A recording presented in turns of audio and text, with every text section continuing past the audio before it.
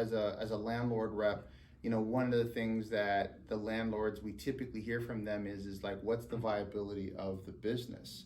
And then they start getting into like, okay, well, if this is a new business, who is this tenant? Who is this person? How can I trust them? Yeah. So one of the first things that we go ahead and do is we start putting together a tenant profile.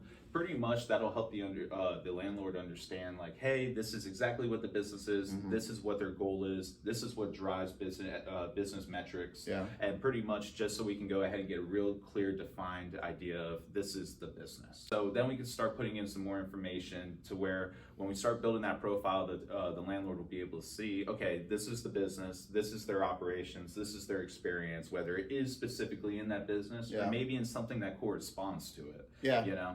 And at the end of the day, a lot of landlords, when I deliver that profile with an LOI, they appreciate the business a lot more and they're a lot less reluctant to it because they understand the business and also they don't have as much uncertainty of what they're letting into their space at that. And by having a better understanding of the tenant's business, and it really needs to be something that the landlord can understand. If the business can't sustain that, then that makes the landlord very nervous, especially if they can't show how they're going to keep that over the long term, which is what the tenant profile I think does a lot of.